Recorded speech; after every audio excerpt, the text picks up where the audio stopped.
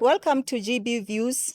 This is a special edition that has been brought to you by Lady T talk show, and we are partnering with Podheads Network. This is a very special edition that we are doing in terms of the GBV that we know it has been ripe on the platforms lately. We just decided to bring a few people where we can sit and have a discussion around the matters of GBV. So in this platform, we've got different people who are representing different groups in our community. Everyone will just introduce themselves so that I don't get maybe the names or the profiles wrong. I will start on my left with the gentleman. Yeah, my name is Macasa Jr. Okay. I'm just here to just be on the male side, but too much on the male side. But I'm going to give the view of how this thing has been, like the spotlight is in which side, because of I feel like the spotlight is in women's side most because of social media. When you go to social media, so you're gonna see the color that was trending on these GB views, it was purple, and purple is for women's. And also males, they just go through this violence, but because of males, they expected to be men enough to handle the situation. They go through stigma where they can't go and maybe report these issues because of they're gonna be maybe judged according to how you look like there's this that they like to use which is toxic masculinity, yeah, where you're being judged according to your views and your strength. Like when maybe you go and report something maybe about being abused by a woman, they're gonna see that are you not man enough to handle this type of situation. So that is how I'm going to like to put the point like this, because of social media they just go for women's because of the spotlight and the laws or something. Maybe government is like mostly on the women's side, and as males we go through this where you maybe you fear to not being believed when you go tell your stories. Some of other times you just go there, but the resources and the support on males, it seems like the resources are non-existing, or I don't know how to explain this, but it seems like they are non-existing or they are not much support on males. So if this thing they can be maybe looked on both sides, males get support, this thing is gonna be solved. The violence we are not gonna circulate, we're not gonna go far. Even maybe there is someone, maybe like the survivors.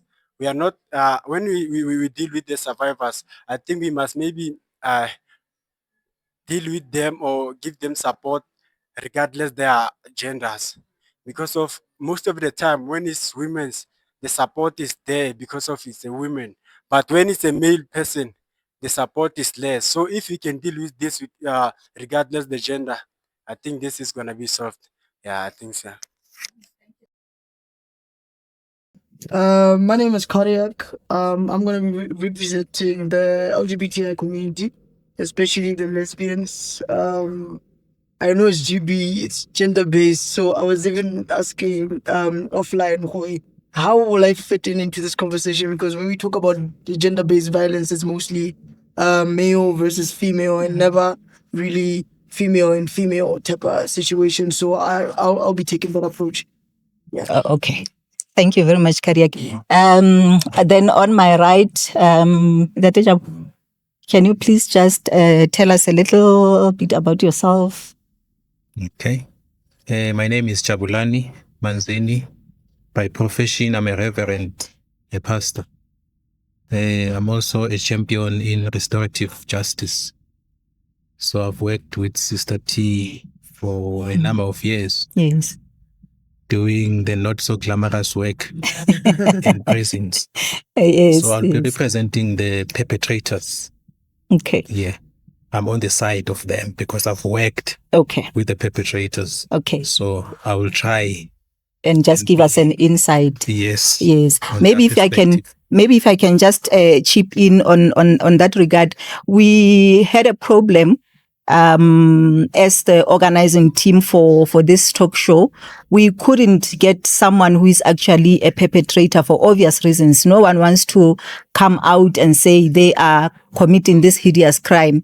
We also tried to look in our networks, people who have actually been reformed, because like he is saying, we do restorative justice program together in prisons. So we tried in our networks to actually come and have someone who will represent that group of people who have actually done the crime and have been reformed. But yeah, it's been a challenge. Hopefully going forward when we do have our next show, because this is the first of many. Let me just mention that as well.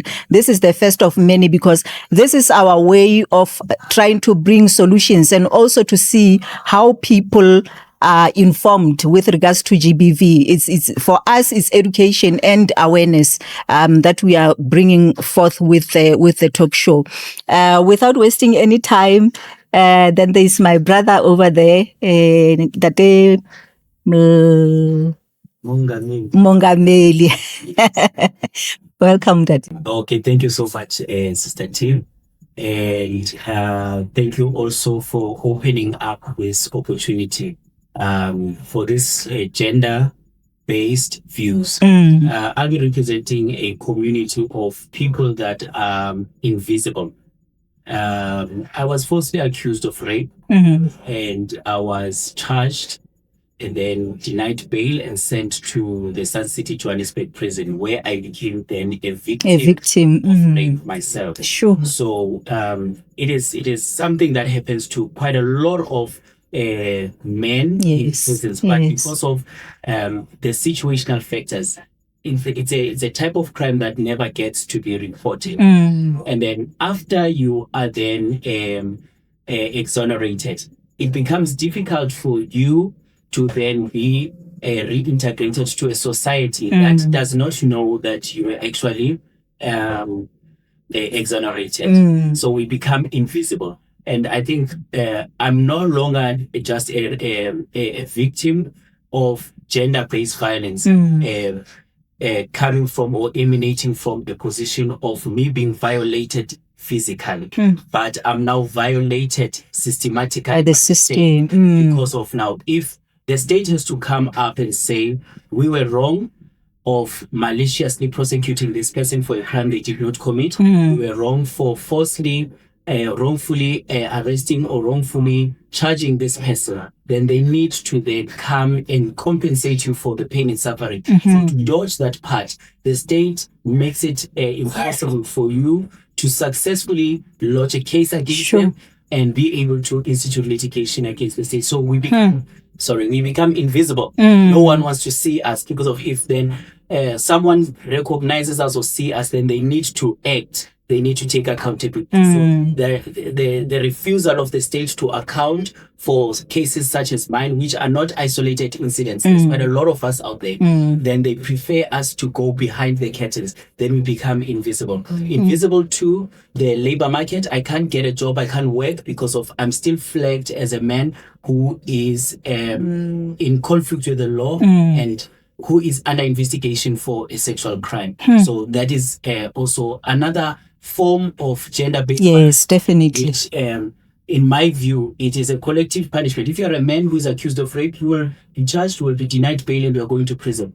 When you get to prison, there is a system that has been created by the prison vibe that when a man is incarcerated with charges of rape, they must that's that true. becomes then a very painful situation which you cannot escape. There's no element of choice. I'm an innocent man, but I ended up being a victim, and I'm a victim to both sides of the court. Sure. Yeah, this story is very sad. It's very sad, and this is the reason why we decided to come up with this show. Because really, if we are trying to get to the bottom of GBV, we should be looking at all angles, at all elements, all factors. So if now we end up with a case where one is being victimized by the state, and I know even with the victims who go and report certain crimes, especially the crime of rape, they end up not going because they say they feel like the system is actually victimizing them. So thank you very much for coming through and to share your story and your insights. I truly applaud you, and more strength. We are behind you. We are behind you. And then next, that's my sister over there. Can you please introduce yourself for the sake of the viewers?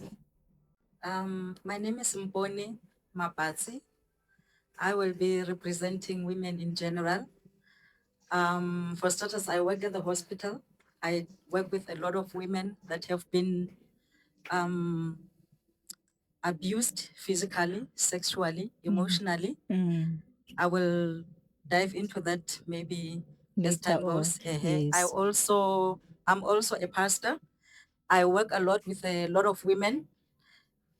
Some of these women are married to pastors.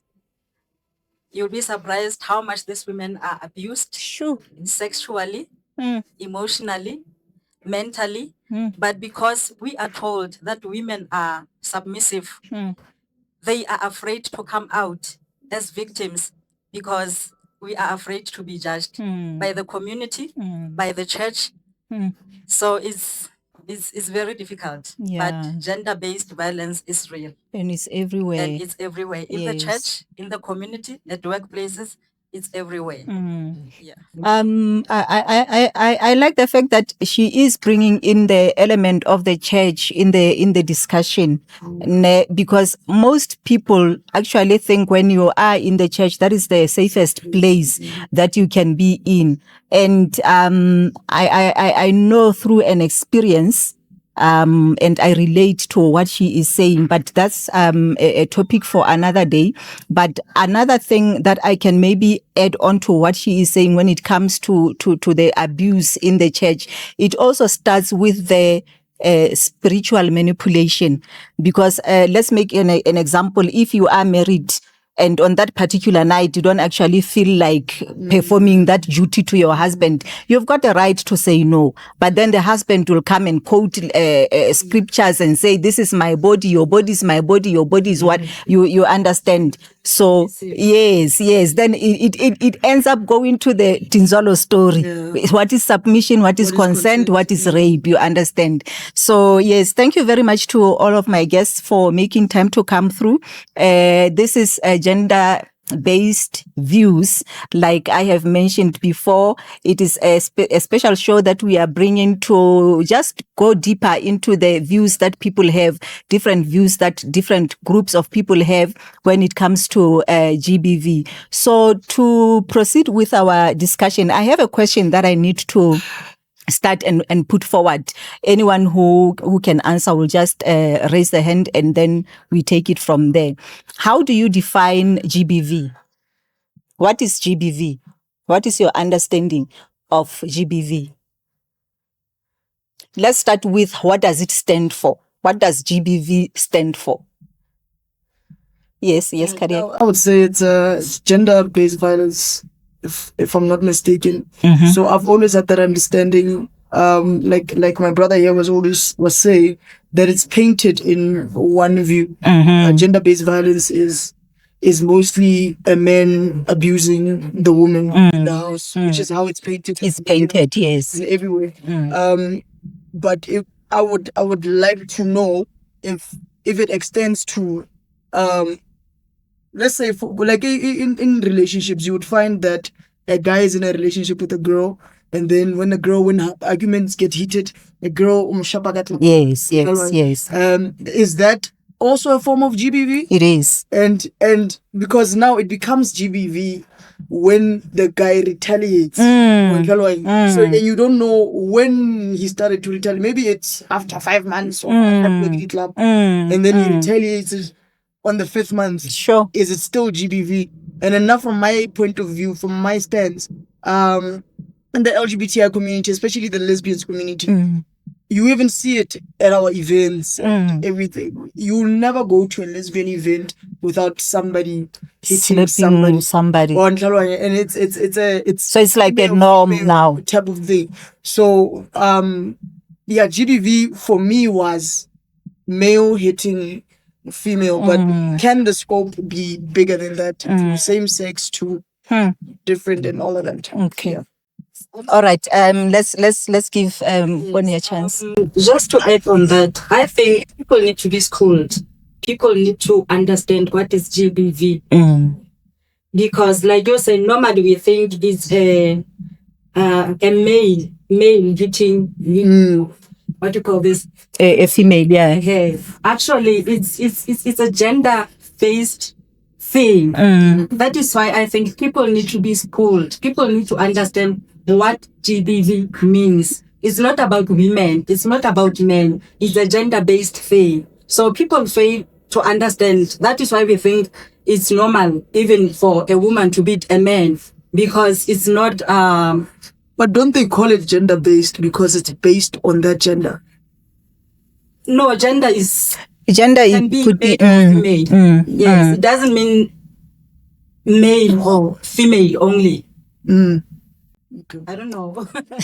Okay. Thank you so much. Let's give Macasa a chance. But for my understanding, gender-based violence is the violence that is dedicated to the individual according to their gender. And that's why I was saying that because of the violence that is dedicated to the individual according to their gender, that is where we're supposed to make sure that all the survivors, they get the support.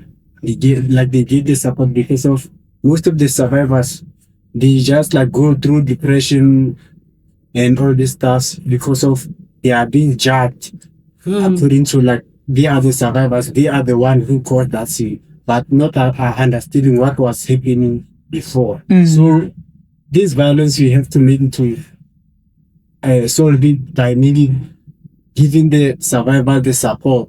Like males seeks support most of the time, because of when you go and check, like most of the time, if you can check this thing, the videos of the boat drivers, most they are males, and they get caught maybe on the camera, the car cameras, while the women, they are trying like to say to them like, if the women come and brought there with that man, when they get in the car, they say to them that if you're going to say that I did not pay you, I'm going to going to accuse you of rape. So this is the thing that you have to focus on. You have to start understand what is happening. Even maybe in communities, when you check the videos of the communities, when it's a male and a female fighting, the community come and support the female instead of a man, not knowing what is happening. So if you're gonna come and solve this, maybe by sitting down, talking what is happening, it's gonna lead to a right conclusion, where maybe you're gonna see that the woman is wrong. Even in the police station, I sometimes come across these cases of women abuse. When a male goes to police station, they can say to him, you can't say that your wife is beating you. You are the man in the house. And then it comes maybe a male try to man up and be a man of the house. It's a violence. Yes. That's the lady. So if this thing can be maybe males like need the ear to be heard out. Like males, if we can give them maybe the platform or the opportunity to tell the stories and to speak what is happening to without being judged, because of like this stigma which they are going through is the one that makes them to fear to go to the police station to report crime, to be like to lower their esteem, whereby maybe they fear, if I can say this in public, I'm gonna be judged. How I'm going to go around people while they know that I've been going through this. Yeah, that's very interesting. I want to touch on the point that you made with the Uber people, the drivers, and women who come in without having money, and I know some people say they actually offer their bodies to the drivers as a form of payment. You understand? And I think this is the same thing that happens even with women who go out clubbing or drinking or whatever. One will leave their places and go to these places without money to buy whatever they need when they get there for themselves. And they are now looking for people who can buy for them. You understand? And I know it's gonna cause a lot of maybe sensation, maybe from people who will actually see this talk show, and it always does cause a sensation, because as women, we need to come to a point where we are honest with ourselves. I know not so long ago, when this color purple thing started, there was a movement of men who came up with the green color. And I remember there was some of the placards they had there where some of the men were saying, yes, were saying, I'm not an ATM. You understand? They also mentioned the case of false accusations. But my attention was drawn to the fact that men are now crying out to say, we are not ATMs. So if now a person goes somewhere else and then they don't have money to buy their own drinks, they don't have money to do whatever, what then would be the best way to approach it from the male side of things? Because we see women who are using their bodies in expectation of money from guys. But when it's put out there to say, but you're actually prostituting yourself, they don't want to hear it. So how do we then, maybe for the sake of men who are coming across this type of behavior, how do they then protect themselves? And also this thing, this one of domestic abuse. When you're gonna check this thing of domestic abuse, when the male has money or is rich, he takes maybe a normal girlfriend or just a girlfriend to take care of, and he doesn't even say wait to her that you are here because of me, you are taking this because of me. But when it's on the girl side, on the women's side, the women, when they have money, to make sure that they tell you, they make you that they want to control, they take power of you. So this thing, if you can maybe check on it, it's gonna be male said, like I think they have to separate themselves from such things where you have to stand up for yourself. You don't have to be controlled by the women. You have to maybe just go and report it somewhere where you can get help. Okay. About that exchange of body for money. There was this story trending just a few weeks ago about these two girls who went to the club. Apparently they're cousins or something. Yes. They went to the club. They promised some guy that they will exchange money for their body. Apparently they used his top 10,000 on beer for the whole night. And when the time came for the guy to take this ladies home to do the deed, they promised each other. But they agreed. They agreed. Now the girls want to run away. And then the guy retaliated. I mean, there was a point I said to myself, if somebody ate my 10,000 in a night, and we agreed on something, when is there time to give, the part of the end, and to run away, and obviously do something. I don't know if I would kill them, but I would definitely do something. 10,000 is a lot of money. Yes. Especially if we have agreed on something and I delivered my part of the bargain, yes, but you don't want to do for the part of the bargain. Sure. Yeah, so that's another story. We don't know how true it is, yes, but it has been trending. Yeah, and then my question still remains.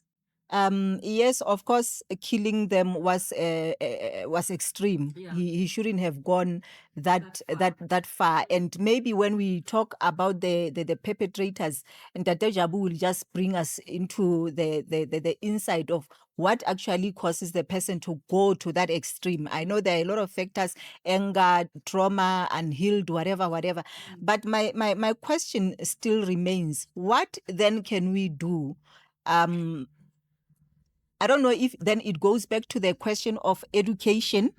Maybe we still need to educate people, both the male side of the community and the female side of the community, in terms of how do you protect yourself as a man. You understand? But then another issue is we live in a society where everybody has got their own expectations. In the same example that we made, the guy will go there expecting to get the deed, and then the woman will go there expecting to get the money. But then it's not communicated. This case is very different, and I don't know if there are a lot of them, but in most cases it's just expectations that are not communicated. So I don't know then when it comes to the one that has been communicated, then the person decides. So how do we deal with it from both sides when the expectations have not been communicated and where the expectation has been communicated, but then just 5 to the deed, the person just decides? Is it a question of consent? How do we? I was about to say it goes back to that question. Yeah, it goes back to that because now the coin is flipped, right? I feel like society as it is now, it has created this platform where sex is a means of exchange. You understand? Even from the female side of things. Yes. My co-host would say that my co-host used to say, in the WhatsApp group, the male is the one who's the group leader, who's the group admin. He created this situation because males are running the industries of the world. You understand? To the point where it has become a norm that a female must sell her body to get a certain job, sell her body to get, like, the same thing with the Tenswala situation. So now I feel like some females at this point in age, they use that to their advantage. Okay, I don't want to sell my body, but in order to get something, this, we know these males, they expect this. So then that will be a means of exchange. I would rather promise it and then not deliver it. But at the end of the day, it's a question that it's a problem that starts at the core. This medium of exchange, in order to get a job, you have to do this. In order for even you'd find that some girls are at a club, and they just wanna have fun, and then this guy that girl is gonna be like, okay, Reka, I'll give you, and then doesn't give you. But he's the one that initiated that thing because he's the one that came to that conversation in terms of, if you do this for me, I'm going to do this for you. So some girls, it's just a matter of protecting themselves the way they can. Because this is the society we live in. Okay, no, Deep topic. it's very deep, and it raises a whole lot of other questions. Because then we will go deeper into the issues of morals and values. But let me peg that one for another discussion, maybe. Because I still need us maybe then to come to the definition of consent. Now that we are talking about consent, how do you define consent? Like, in your own ways, what is consent? Okay.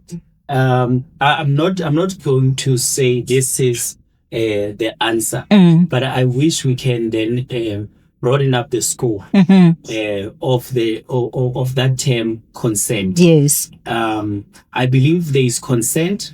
There is also cooperation. Okay. So, especially when it comes to issues of gender-based violence, where we look at the female counterpart as a weaker person. Okay. I believe so.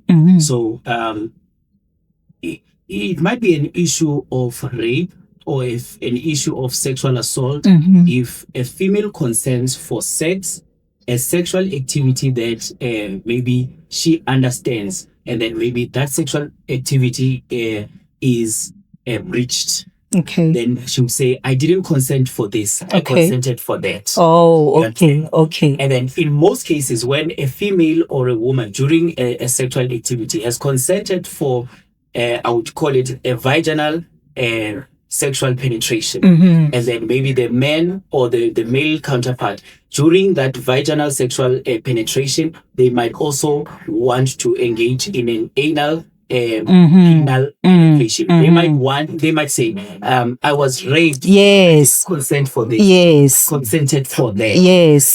To align those and maybe find a balance. I think because of South Africa, we are still developing, we are still, amending our documents. Yes. With countries like France, where it has gone to a higher level of it being explicitly explained to say, Yes. If we consent for sex, we must say which type of sexual activity are we So it goes to communication. Yes. Yes. And then you find that during the sexual act, when a person feels that now my understanding of what I had consented for is being breached, they then fear that it might be an activity now of rape if they pull out at this stage. Sure. They cooperate. And then that cooperation can also be misunderstood as a form of consent. So you need to also view it at that level to say rape is not... because of when most people define rape, they'll say it's a forced sexual penetration. Yes, we are coming to that. Yes, we are coming to that because I also need to get your views in terms of that. Before Pastor Mpone takes over, I want to tap into what you just said. I remember there was a time when I was still in Kempton Park. I used to do a lot of street work. I would call it a street work, where we used to deal with people on the streets. People who are taking drugs and they are homeless, they're prostitutes and all those. There's a meeting that I once attended that was organized by prostitutes. And they were saying it was exactly the same issue of GBV, to say when they go to the police station, okay, this is where the story will start. Maybe, for an example, I have a client. I'm a working lady, I've got a client. And then with that client, then we'll agree on the payments. Maybe let's say it's 50 Rand a round or 50 Rand a night, whatever the case may be. But then also in that communication, there will be what you just mentioned, to say the type of activity. What are we engaging on? In most cases, it will be a problem when it comes to the use of a condom. Maybe one will start and use a condom at the beginning, and then somewhere along the way, they pull it out. Then the lady is now saying, but we did not agree. And then she jumps. Yes. And then it becomes a problem. So when the lady now decides to go to the police, because now obviously the men will be like forceful and want to do whatever for the payment that they agreed upon. But now the script has shifted, because now it's not according to the activity, the initial agreement. Then the lady goes to the police station to report a crime of rape. She's a prostitute. She's a prostitute, yes. Now the police will be like, but you're selling anyway. What is the problem? What is the issue? And in some cases, the very same people who are assisting the ladies at the prostitute at the police stations, they end up also taking advantage and raping the very same victim who came to report. The problem now with the education of our law enforcement as well? That as well. I think that as well must be included. Yes, they must be included. I honestly believe, and I hope that this talk show with the topic that we are now addressing is gonna go far. Because if we are saying we are bringing education and awareness, and from just this panel we can see where the issues are still lying, then it means we've got something going that we can actually push forward. The police department, to start with, is a huge issue. The justice system is a huge problem. Also coming to the communities then to say, how do you then deal with this? How do you define this? What do you understand with all this? Without wasting time, let me take your point, Pastor.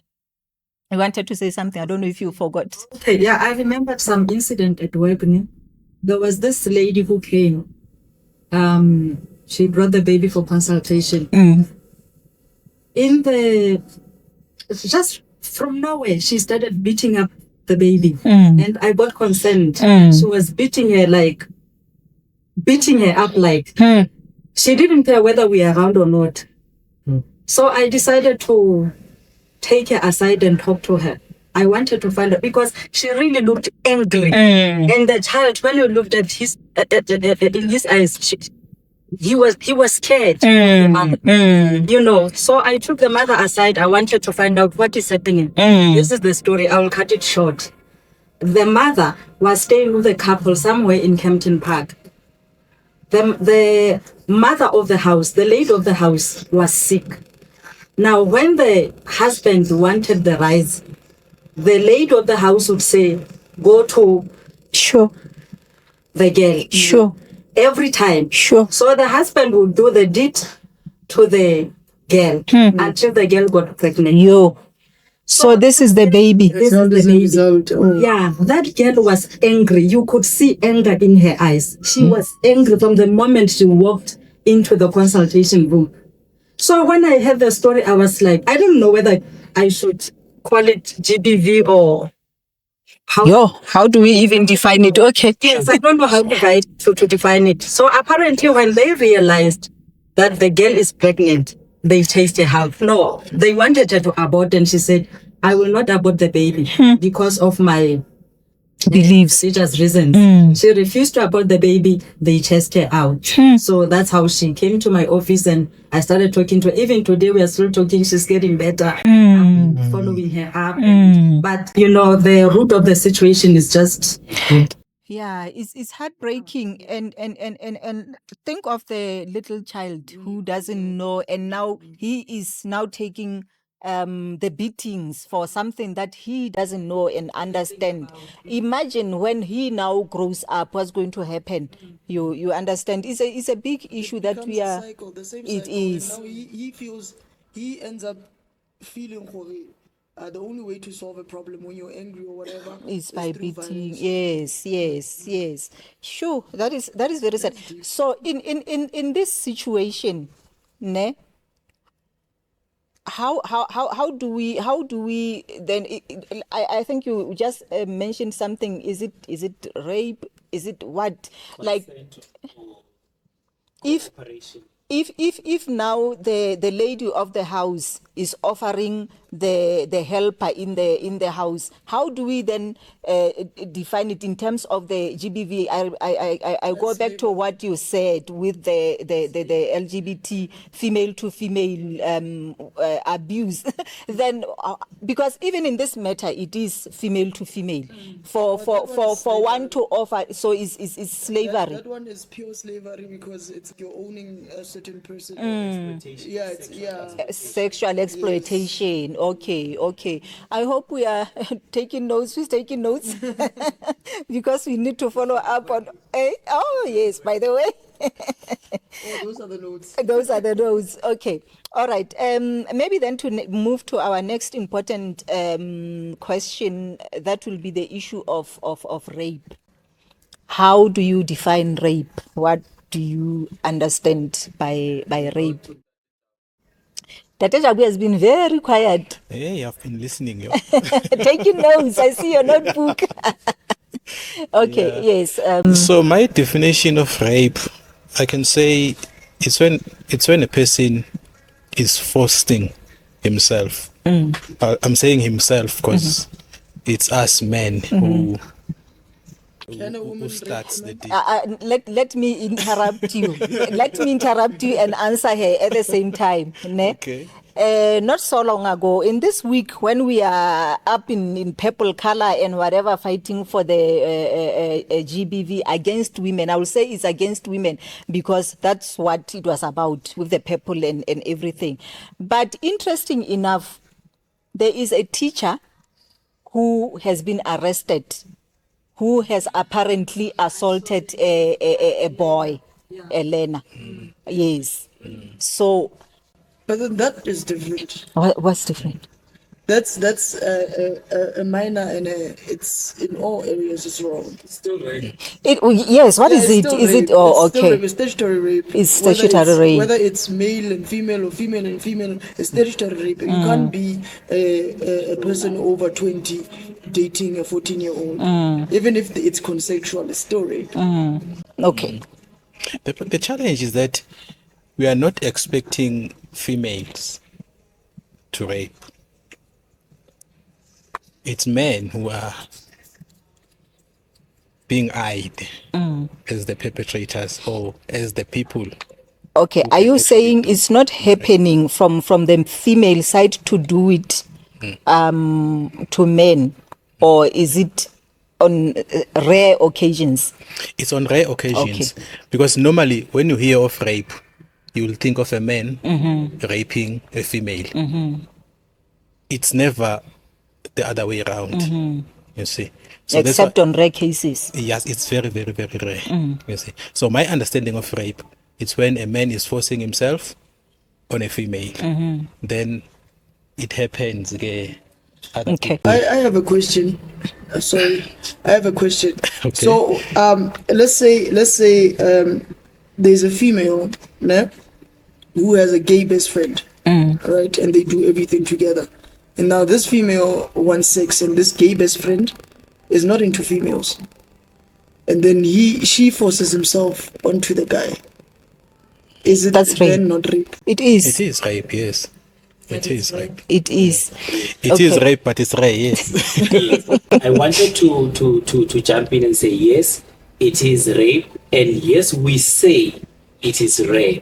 The only thing that is rare is the reported cases. If you would ask 100 men who are age 30 and ask them, what was your first sexual experience Shoo. like? Most Yes. men would tell you, my first sexual experience was with an Older older woman. woman. You know, I and saw- I was, then they will say a Sure. very ridiculous age. So Very true. The rare part is the reported cases. Very true, very true, very true. There's a post that I came across on Facebook. It was addressing the very same thing that you were saying, and I was shocked. I was going through the comments, and I was shocked. Everyone was saying, "No, but Sis Mamang did it to me when I was 6. Sis Mamang did it to me when my mother's friend did it to me when I was 13." And I was shocked. It's really shocking. So you are right. With these guys, they actually say, "I'm happy that this woman." Like most, like I've got guy friends, and I remember my best friend actually has a podcast, and we were talking about this very same thing. Okay. Their first experiences were older women, but then they were all like, shout out to Sis Mamang. shout Yeah, out to-" but the thing is, again, we come to the rare cases. It's not everyone who will be excited that that thing happened. Again, I will bring a story. When I was still in Pretoria, when I started with the work that I do with people who are on the streets and those that are into drugs, there's this boy who used to come to church. He was into drugs. And we kind of, because I have a heart for these people for some reason, so we'll always talk.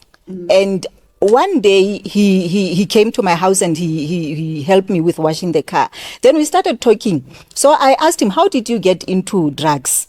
Then he relayed the story. I'll cut it very short. I'll try to cut it very short. He used to stay with his mom, and there was a friend of his mother, which was a best friend to the mother.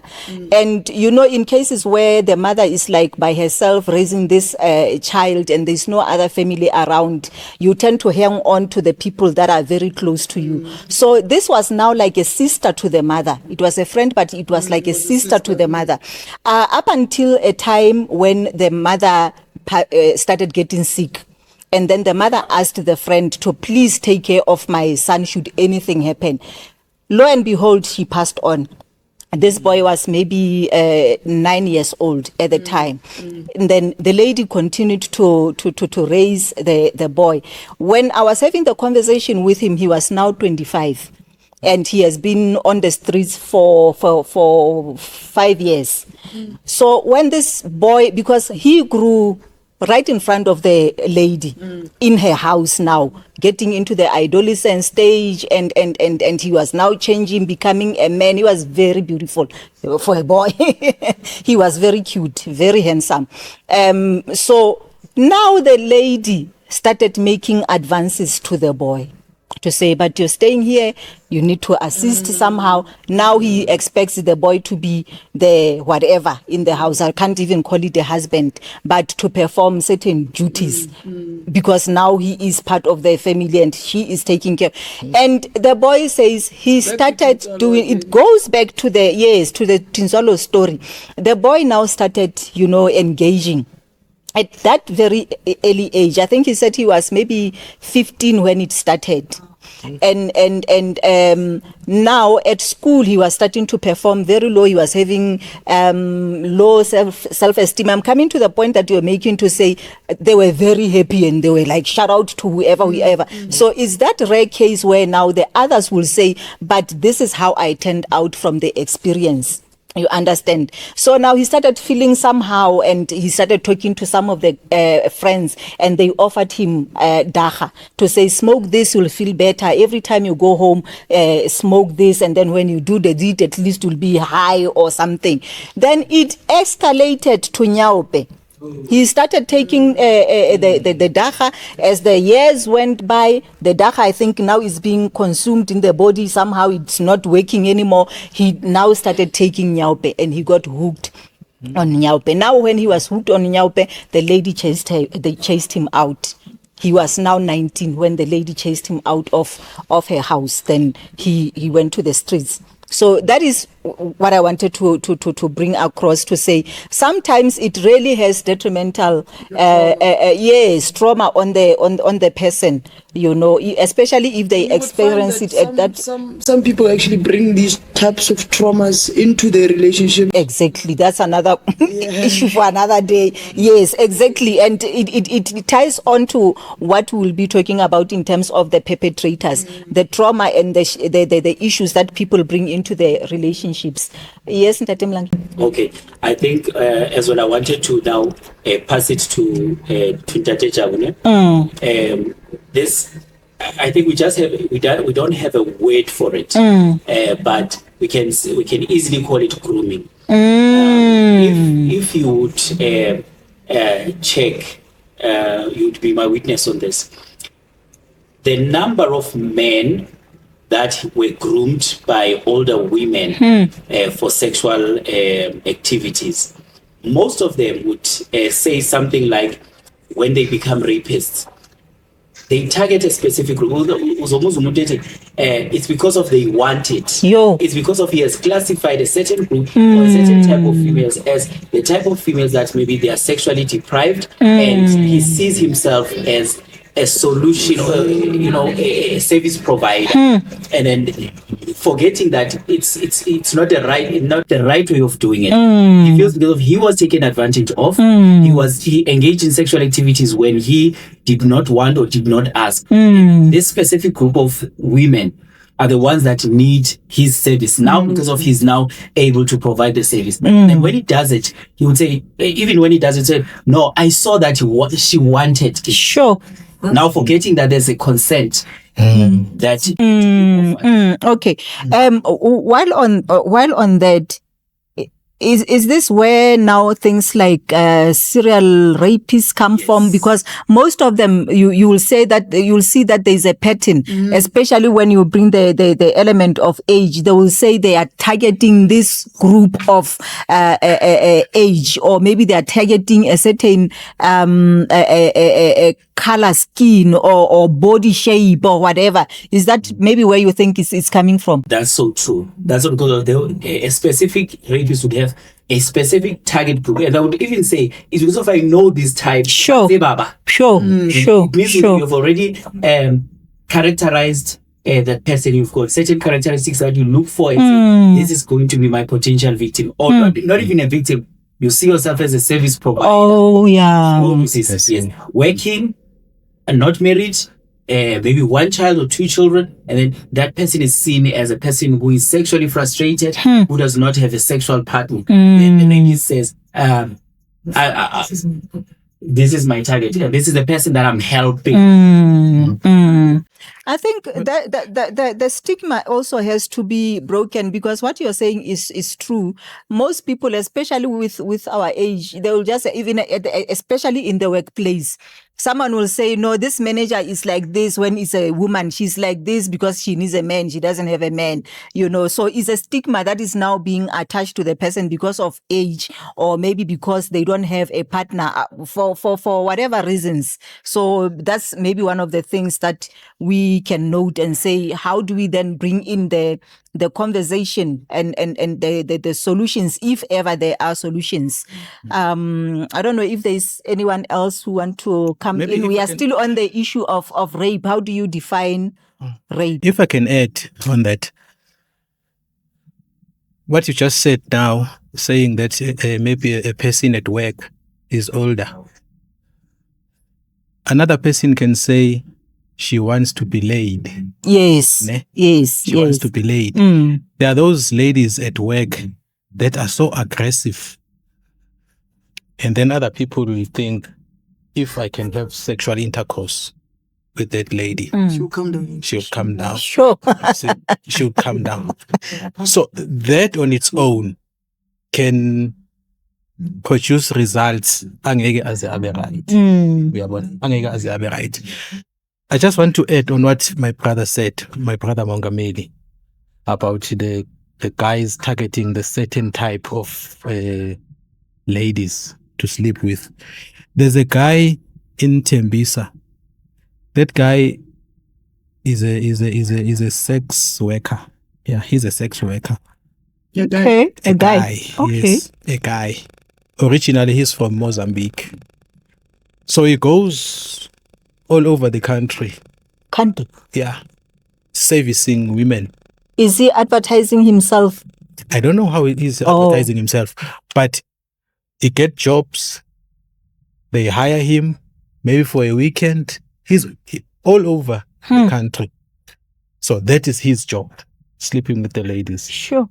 His target market is like the ministers, the ministers' wives. Ooh. Yes, the ministers' wives or the MPs in the parliament, those ladies. So he specializes on that. Yeah. So it's part of men choosing a certain kind of women to sleep with. But then on that issue, isn't it True. yeah, it is consensual, because now it means this person, that's why I was asking if he is advertising himself, because if he is advertising himself, it means now that is his career. And these people are actually coming for a service that I assume they are paying for. So now, does it fall under the spectrum of maybe rape? It doesn't. Because there's an agreement, there's whatever, there's payment, there's advertisement of services and the buying of services. There's a guy walking around all over the country. Yeah. Okay. Or maybe Should we move on? Maybe before we move on, this thing, it becomes, let me not say it becomes, it is spiritual. There are demonic activities that are happening. You can't go around sleeping with all kinds of women and expect everything to be okay. You see? So it's spiritual. Rape on its own. Yes. It's spiritual. Yes. Yeah. Yes. That is a discussion that will bring maybe in another discussion. I understand what you're saying, and I absolutely agree. It ties to the story that I was making earlier with the prostitutions. The prostitute and prostitution, because I would sit with some of them, and I have stories that I can share when it comes to the spiritual side of it. If there is nothing from you, Macasa, I want to have a follow-up question on the rape still. Yeah, I think like these rapes, maybe on the clubs or something, the thing that causes rapes there, it is how women dress. Because of, as a woman, you dress, as a person, you dress how you want to be addressed. As a woman, you can't go to the club and wear something that is short, that is going to advertise your body, then say that you're not going out for such things. When you go outside, you wear like normal so that you can be respected, so that people cannot target you. Because of when you advertise yourself, people, they're gonna see that this one is advertising, this one is good. Then they target you, go for you, then you call it rape. Okay. I hear you, but then I want to ask you a question. If now you're bringing the dress code into it, what about a 3-year-old child who is playing on the streets, dressed in a jean or tight or a napkin? What about a woman who is coming from work dressed in a dress like me? What about a woman who a gogo who is having chale around her waist, who has got another blanket on top of her shoulders? What about that? If you're a rapist, you're a rapist. Those one, I think they didn't target them. The people that they target them is the people that they don't have access for these ones. The local ones. You know, rape is not a matter of how a lady is dressed. It's a matter of a mind. Imagine if a lady is walking with a miniskirt, maybe from North taxi rank to here in Newtown, and then one man is raping that lady. How many men did he see along the way? Exactly. If it was a matter of how you are dressed, she was not even gonna pass MTN and other places. And then also, obviously, there are those who are being raped while they're inside their houses. Someone will just come, knock by the door, and then rape. How did the person see that he is dressed in whatever? So that one, let's bank it, because I want to. Or even people like me. Lesbians have a lot of stories of rape, because a lot of us are targeted in a sense that I want to change you. You understand? So you're not gonna see me wearing a mini skirt, but still you get targeted for such things. You understand? Yes. Okay, guys. Thank you so much. But what I'm sensing out of the conversation, the main thing is that rape is forceful, because the question was, how do you define rape? Ne? So let me read. According to the South African sexual laws, I hope I'll find it quickly. But do we know what the law says about rape? How the law in South Africa defines rape? If anyone is aware, please just have the floor. In the meantime, penetration, I think, is one of the things, and it should be non-consensual. But I think there has to be some form of penetration for it to be classified as a rape. Okay. I could be wrong. Anyone else? Is the mic still on? Yeah. Okay. Yes, that is also rape when there is a non-consensual sexual penetration. It is also rape. But it doesn't mean that if there was no penetration, then it doesn't constitute rape. Yes, there's a very blurred line between what is rape and what is sexual assault. But in a situation where a female rapes a man, or a man rapes a person with disabilities, and then say, but there was no vaginal penetration, no anal penetration, but you did engage in a sexual activity on the body of that individual without their consent. If you are in a bus or in a train that is packed, and someone takes out their penis and rubs their penis against your body, whereas you never consent, isn't that sexual harassment? That's rape. Okay. Any sexual activity that I can perform on another person's body without their consent, even if I did not achieve a penetration. There was once a case of a woman who was done thigh sex. Sure. The perpetrator kept on saying, grab it, meaning grab it with the thighs. And they are thrusting on their body without their consent. That is rape. How would you define the difference between sexual assault, sexual harassment, and rape Okay. or consensual sexual activities. All right. Let's give 2 different scenarios or 3 different scenarios. You are a working class female. Your subordinate or your supervisor is a male, and then they spank you. That is not sexual harassment. That is sexual assault. If they hit you with the same hand on the face, that is assault. They didn't hit you on the face, they hit you on a sexual organ. That is a sexual assault. You hit somebody or you hurt somebody sexually. That is sexual assault. But when it has to do with my penis or with your vagina or with my anus or with your bum, touched or rubbed on in a certain way that will give the perpetrator sexual pleasure, then that it is What and then about when harassment? I say and then the harassment. if I can tell you, well, maybe we are sitting together and then I say semang mang ubakile or something, and that makes you feel as but insulted. That is a sexual harassment. Even if it's something that is not bad, but you tell the perpetrator to say, I don't like it when you do that, and they continue doing it, you can actually get a protection order against that person from saying that about you. Maybe a comment about the shape of your bum, shape of your breast, or the type of clothes you're wearing.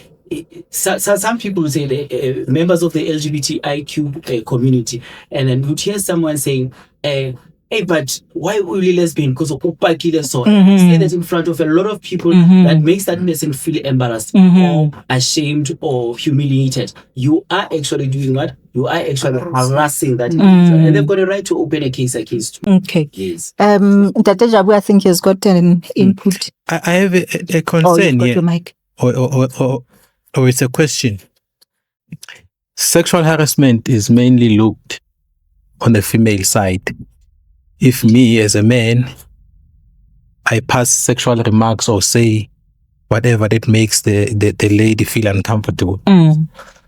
How about when a female is passing those remarks On a man. to a man? Sure. Yeah, let's hear it. And what type of remarks would those be? Maybe because- I'm commenting of the muscles, the six pack, or the legs. Then what would we then say them? Because if a woman passes, then I make sexual remarks, she will turn and say, what a pig, and start insulting me. But if it's a female saying, hey, big daddy, a man will just look around and say, who said that? Who said that? You see. So does it also carry a lot of weight when it's done to a man? It's very difficult to prove.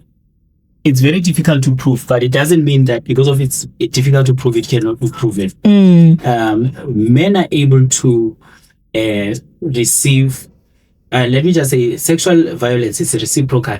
It can be reciprocated. Why am I saying it can be reciprocated? In the sense that I can harass you sexually, and in your response, you harass me back sexually. So, yes, that issue, big data. It's not always, as we said, the issue of when a man is being raped, a younger man is being raped by an older woman. Because of the action itself is rape. It doesn't mean because of the other person did not feel or offended or they didn't feel raped. Yes. It's not rape. It is rape even if that person did not go and complain. Think of it in this way. You are a woman who is used to being abused maybe by your father or your mother.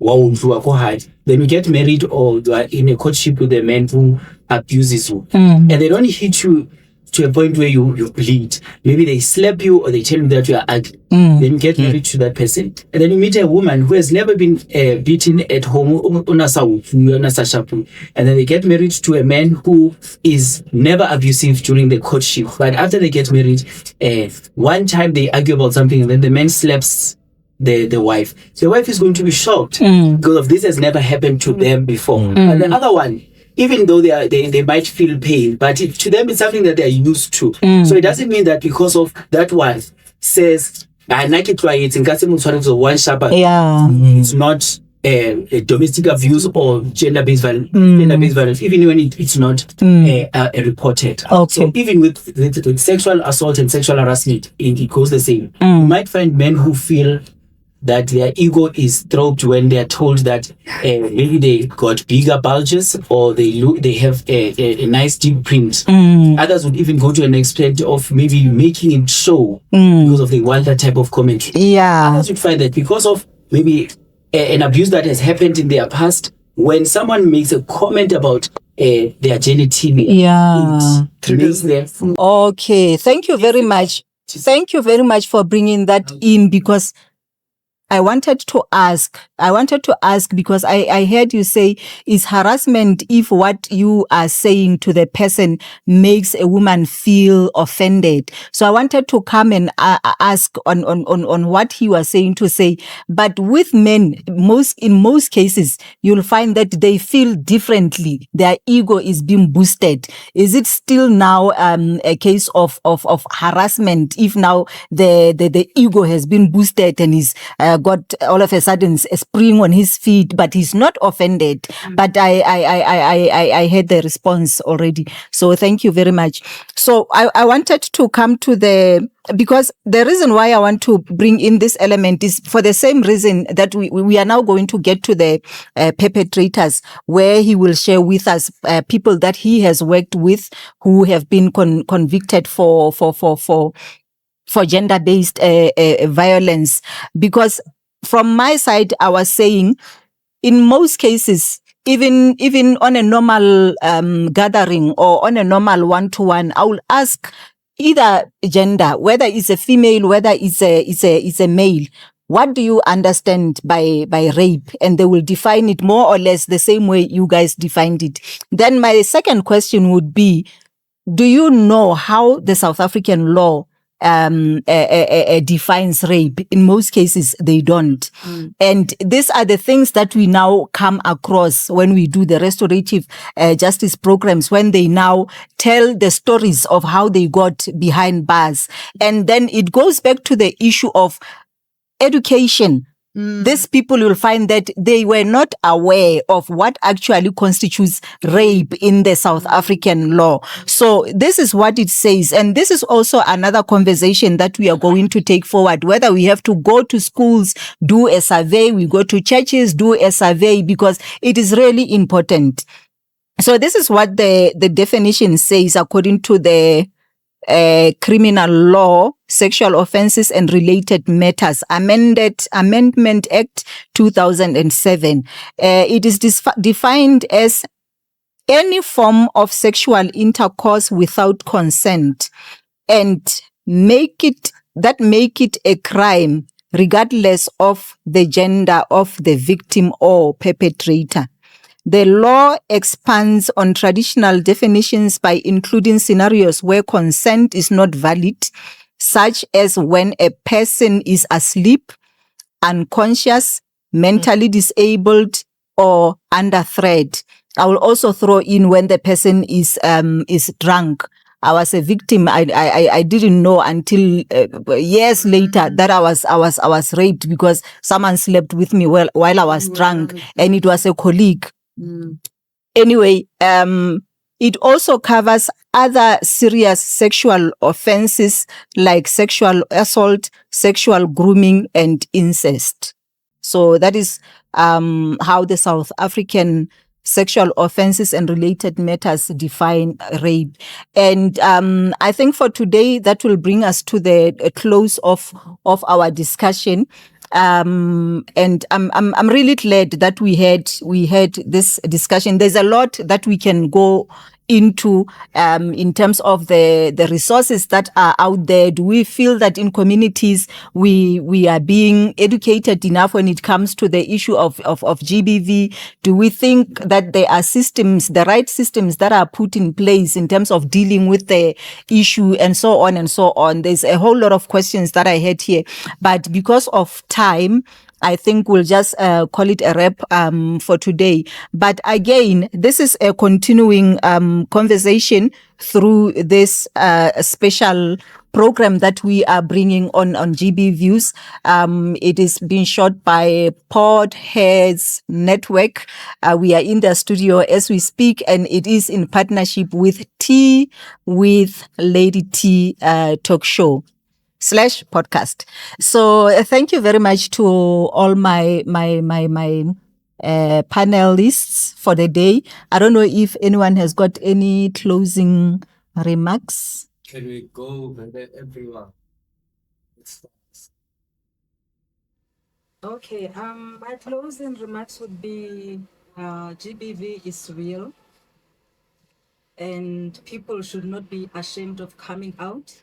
If you have been violated in any way, please be brave enough to come out, because your story might help somebody else. Thank you so much, Lady T.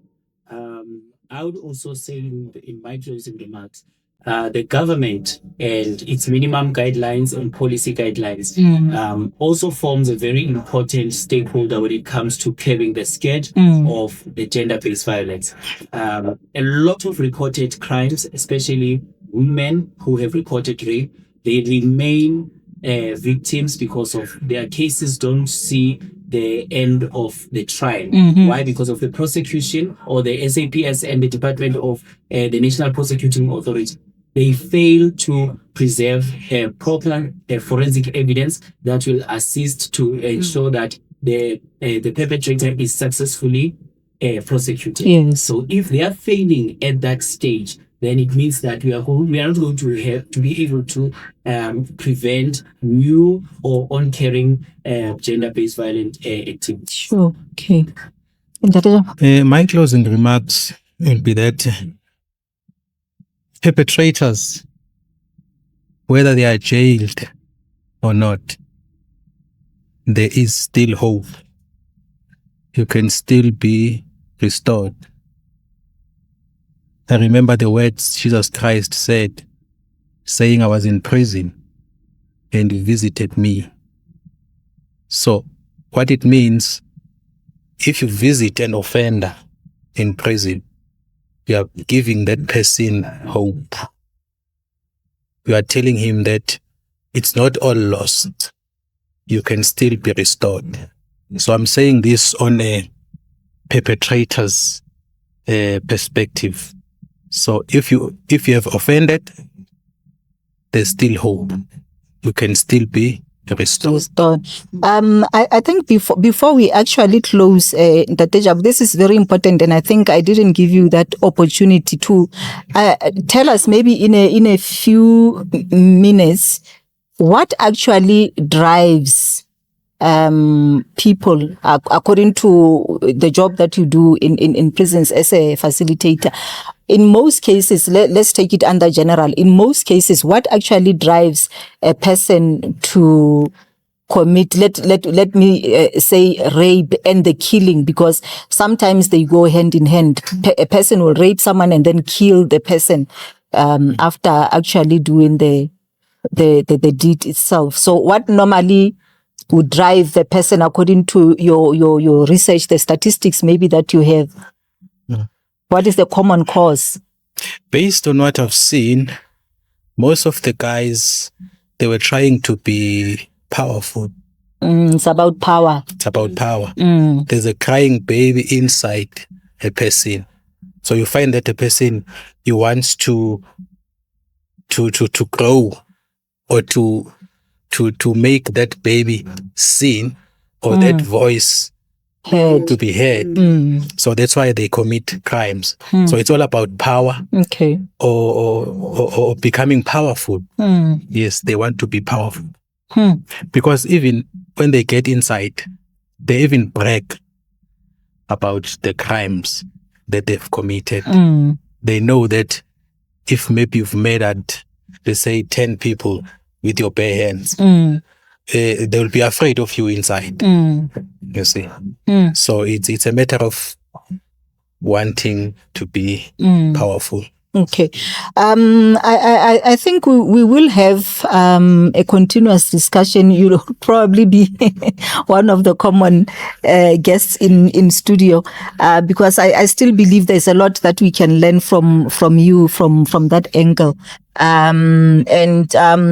Cardiac, any closing remarks? Now my closing remarks would be, my closing remarks would be, I think we need to normalize therapy in Black community. I think the therapy, like you were saying, I think a lot of our problems is because inner children are crying out and then they're bleeding out in other people. So I think we need to normalize therapy in Black communities, in Black people, make it cheaper, make it accessible. Sure. Thank you so much. Yeah, me, my closing remarks will be like GBVs, on the way to deal with it, we have to deal with it, regardless gender. We have to solve it regardless gender. And this thing is gonna end when in the community will creating some groups or organization to solve this. Or if there is a some of organization, they have to like pull up to come to be known, to come to like to be socialized, because of most of the information we get from social media. They do start of what they are even putting. The organization can promote themselves to be seen. These things will gonna be solved. So if they promote themselves so that we can be known, this thing is gonna be solved. Thank you very much. From my side, my closing remarks would actually stress the issue of education and awareness. And my plea will go to the government, all the departments that are responsible for funding organizations. There are a lot of organizations out there that are dealing with gender-based violence. It's not just Women for Change, because now they came up with this massive campaign because someone was funding it. Government has got programs, they've got money to fund any organization that comes up with GBV. It shouldn't be a matter of contacts or I know this person, I know so and so, I've got connections and all that. If we really need to deal with the issue from all angles and all factors, government just really has to step up, help out the organizations that are dealing with this pandemic, and offer them assistance in whatever way, whether it's education, whether it's giving out money for them to run the programs like social development departments. They just need to pull up the socks really and assist people who are coming forward to say, we've got these programs that are going to deal with GBV. And on that note, we are also coming. We need money to fund this talk show so that we can raise awareness. From this discussion, we can tell that there is a lot that people still need to be aware of. There is a lot that people need to know of and learn so that we can have a better community for all, an inclusive community for all. So from me, Tibelo Mosese, thank you for tuning in. Till next time.